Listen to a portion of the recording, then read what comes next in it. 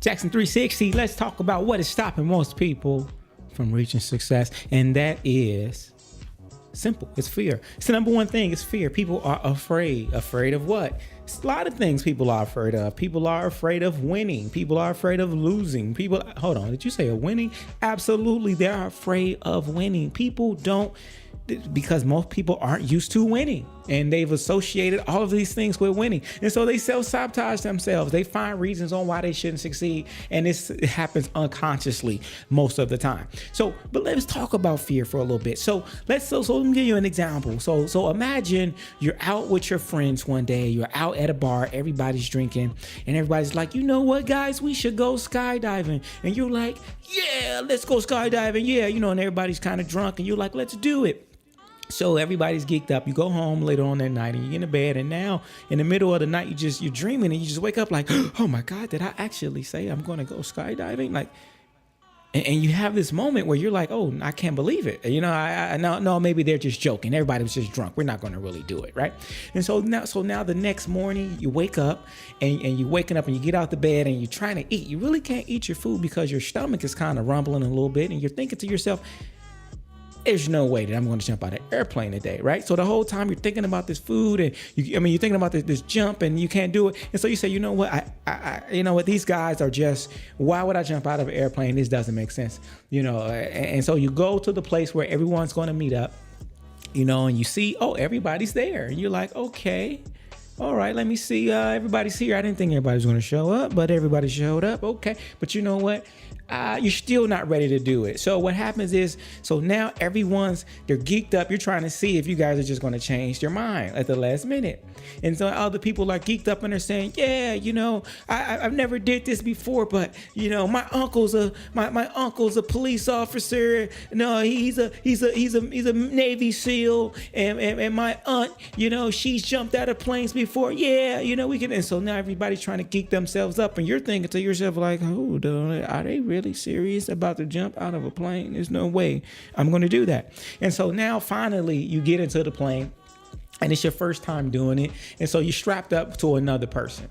And so you're strapped up to this other person, and you're sitting in this dude's lap.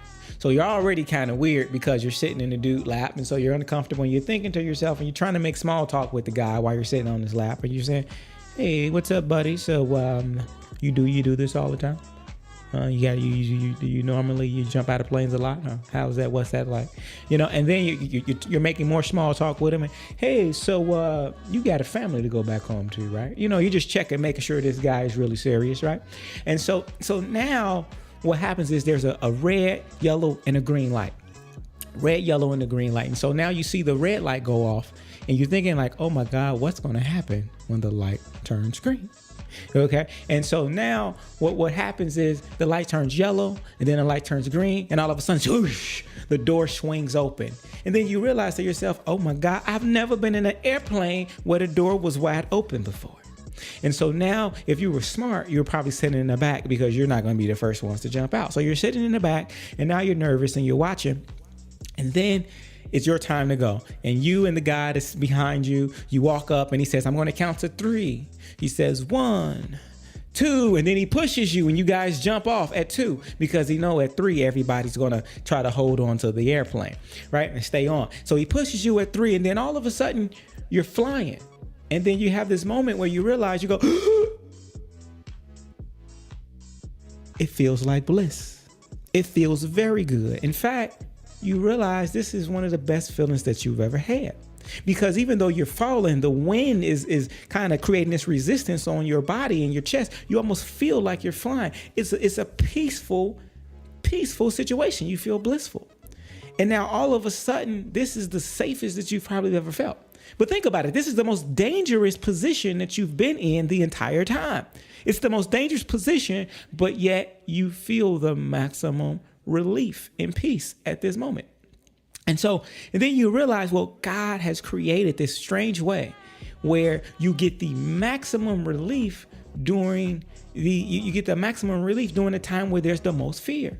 And so God has created this amazing situation where everything that you really want is on the opposite side of fear. And you start thinking you think to yourself, and you notice, oh, I know that building. You're still falling. You're like, hey, I can see the ocean. And as you're falling, you're thinking to yourself, why was I so afraid yesterday or last night and this morning? I was afraid at breakfast. I was afraid driving here. I was afraid I couldn't sleep.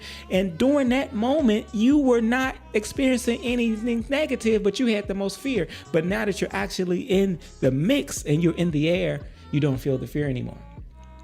So we have to learn to step outside of our comfort zones. And this is why it's important to grow yourself. There are some people that say, why are you growing yourself? Why are you always stepping outside of your comfort zone? I don't know. And these are the people that never grow, and that eventually life passes them by because they've been living their life sleepwalking, thinking they've been living, and they realize they never grow. And at some point, unfortunately, they become slaves to their own minds.